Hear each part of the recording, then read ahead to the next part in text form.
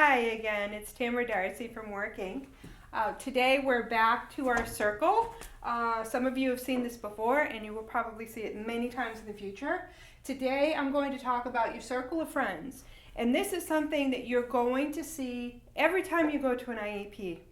So I want you guys to be able to think about this and practice ahead of time so that you know what people are going to ask you, so that when you go to these IEPs, you can either set this up ahead of time so that you can really think about it, or at least you have an idea of some of these people and why they go into certain places in here.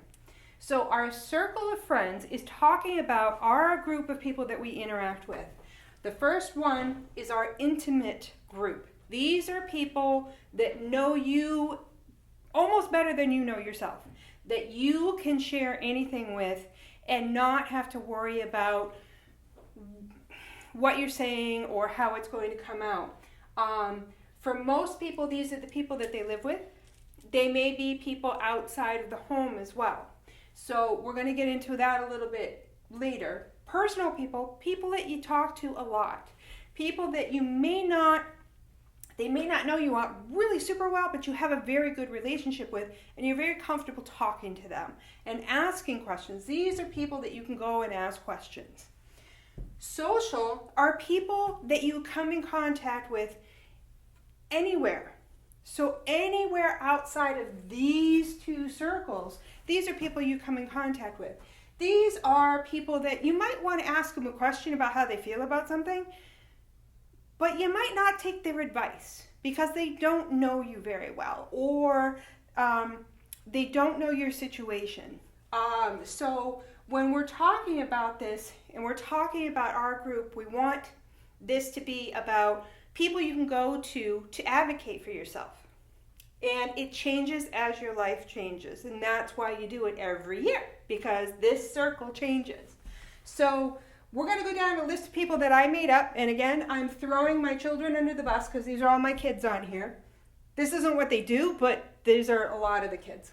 So a lot of you live with mom or dad. Some people live with grandma, grandpa, or foster parent, something like that. That's when I should put on there is foster parent. Hold on. Foster parent. Okay. So if we have mom living at home, mom usually is going to go into that intimate circle. If there's somebody in your life, mom and dad usually are the people that know you incredibly well. These are people that you can go to, and if you're in a bad mood, even if you're in a bad mood, they're probably going to forgive you for saying and doing things that maybe you wouldn't do to a stranger. So these people are going to go in your intimate group. So I'm going to do this. Now, grandma. For me, my grandmother knew me better than my mom and dad did. I talk to her constantly. You might have a very close relationship with your grandparents. It might be a little bit separate because they're not living with you. Some people actually live with their grandparents. But for the most part, for this, I'm gonna use my examples. So for me, my grandma would definitely go in here. Uncle Rashidi. Uncle Rashidi. So he's my brother's sibling, and I kind of spend some time with him, and he shows up at Thanksgiving and Christmas and Easter and sometimes for birthdays and pool parties and things like that. But does he know everything about me? And am I really comfortable with going to him with super private information? Maybe not. Maybe not. So Uncle Rashidi, even though he's a family member, I'm going to put him in this category.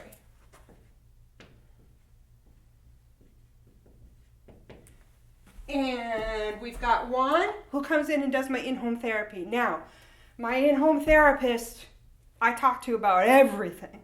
And we really discuss things. But this is a person who works with me. Can I go to them with questions and things like that? Yes. But this is also someone who is employed to work with us. So when we're doing this, even if you have a very close connection with this person, we should put this person in your social circle because they might not be there tomorrow. We don't know. We can't control. Mom and dad are going to stick with you for a long time. An in-home therapist, someone who's paid to work with you because of circumstances, they could leave tomorrow. So we're going to put anybody who's paid to work with us in our social group. Does that mean that you shouldn't talk to them? No, it just puts them into that different category. So we're going to put Juan down here.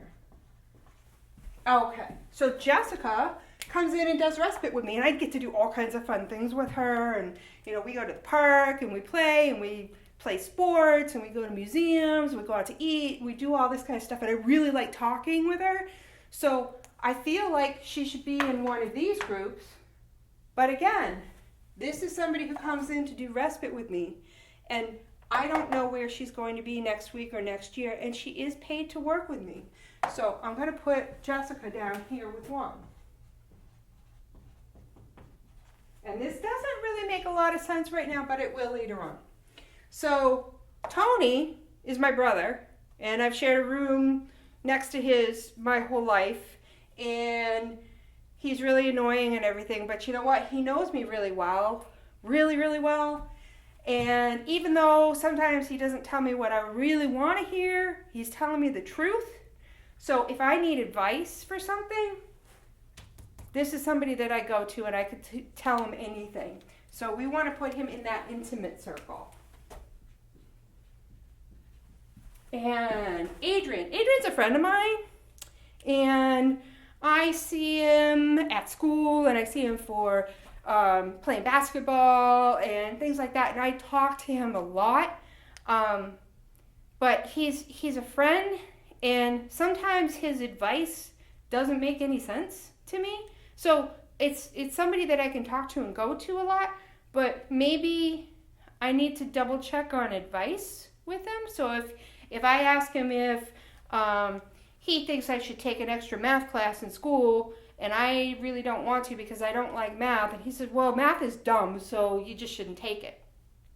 Maybe that's not the best advice, but he's my friend. So I'm going to put Adrian in this personal category because maybe his advice, you want to ask these intimate people really what they might think is the best thing to do.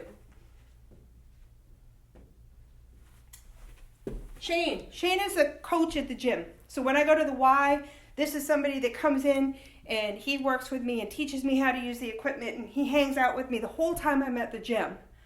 Where would he fit? Doesn't know me very well. We don't have personal relationship. So this is somebody that goes in my social circle. Maybe I could ask him advice. Hey, have you heard about any jobs at Walmart opening up? Or are there jobs opening up here? That's something you could ask. But personal stuff, maybe not. Jose is my cousin, and he stays with us all the time. So he and Tony, I hang around with a lot. He knows me very well as also. So I definitely want to put, even though he doesn't live with me, he's there all the time, and we talk on social media all the time and on the phone and everything else. And I feel very comfortable with the advice that he gives me because he's older. So I'm going to put him in here. Brianna is my aunt, and again, my aunts and uncles don't spend a lot of time at my house. So this is somebody that I see on Christmas, and I catch up with her and tell her everything that I've done for the past year. But if I was going to ask her advice, she's really, really smart, but she doesn't know me very well. So again, even though she is my aunt, I'm going to put her down in this category. Felix is my mentor. He comes in a couple of times a week, and we go and work on things that are hard for me. We're out in the community doing all kinds of different things. A lot of this stuff is fun. A lot of it is hard, but I feel like I can talk to him really, really well. But again, this is a mentor. This is somebody that I work with. So that person is going to come down into your social group. I have a bunch of classmates. Some of them I really like, some of them are really, really annoying. Some of them I like to joke around with, other times they drive me nuts. So classmates, I spend 5 days a week with them. I'm in the classroom with them a lot, and especially with social distancing now, we're a little bit more separated. Do I know them? Do I like hanging out with them? Yes. If I was asking them advice, where would I put them in this circle? Absolutely under your social.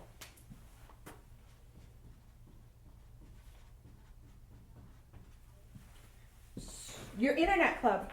I have a couple of clubs that I get online and do some gaming with and things like that. And I talk to these people a lot online. I've never seen them, but I talk to them all the time and I feel like I know them really well. But again, these are people that are not really close to me. Even though I talk to them, I've never met them. I don't know if this person is really who they are or, what goes on in the rest of their life other than the time that we're on the computer. So internet club, could you ask them whether or not you should take that math class? Yeah. But I'd still check with your intimate group.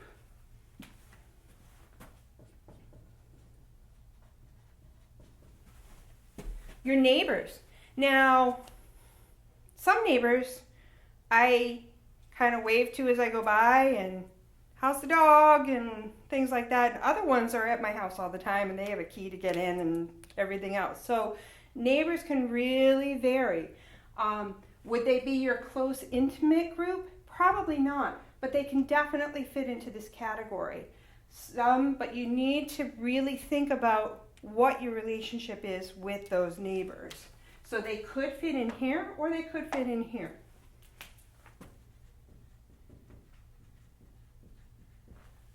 What else do we have? Foster parents.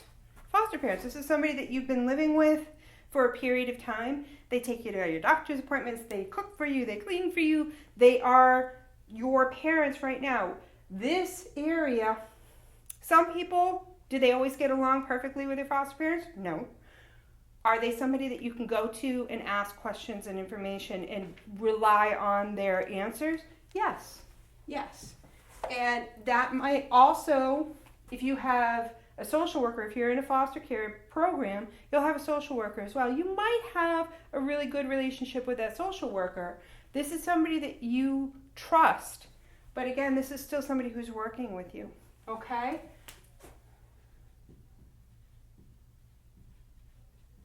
Now, what I want you to see about this is we've got a few people in this intimate circle. Okay? These are people that we really, really trust. And if we go to them and say, you know what? I've decided that I want to be a clown when I grow up. They're not going to look at you and say, well, you're insane because you can't be a clown. They might talk to you about why you want to be a clown and what goes into doing that. And is it the best choice? Maybe, maybe not. But they're going to talk that out with you. And if you do make a mistake, these are going to be the people that are going to back you up. Your next group of people is a little bit bigger. Okay, you have more people in here. These are all you didn't even have teachers on here. Oh my goodness. Teachers. We need to put them in here. These are the people that you spend a lot of time with, but maybe aren't going to stand behind you if there's a whole bunch of bad stuff going on. Yes, ask their advice. They know you fairly well, but not as close as your intimate group. And then on the outside, that's where it gets really big because this is your group of people that you come into contact with, but maybe you need to be careful what you talk to them about and what questions you're asking and the advice that they're giving you. That's the whole purpose of this is with self-advocacy where you're taking care of yourself and you're asking for help. Where do I go first? So if I needed help with something in school, like that math class, I'm going to go to this group first. I might ask these people their advice. Great. I might bring up the question, hey, listen, this is what's going on. What do you think? But these are the people that you really want to take into consideration what their answer is. These people, because they don't know you very well, You don't know if their advice is going to be the best for you. And they may not really know the answer. They may just be giving you an answer that you want to hear. So you are going to come up with this in your IEP, and it's going to be all of the people that you come in contact with. And you notice that it's kind of easy to come up with those people that you live with, but then branching out, it's harder to think about these people that you do come in contact with and should fit in this circle. So it's a great thing to sit down and make this list up ahead of time before you go into an IEP, but this is also going to help you put it up on your wall, go back to it when you have problems. This is how you figure out who to go to for this. And sometimes you forget that, oh, you know what, I can call my grandma up. And if you have this written down, it's going to help you realize that I'm not by myself, I'm not alone, there are people to help me, and this is where I go for that help. So that's what we're going to do with this today, and we will actually do this individually for each of you at some point as well. So have a great day. I will see you soon.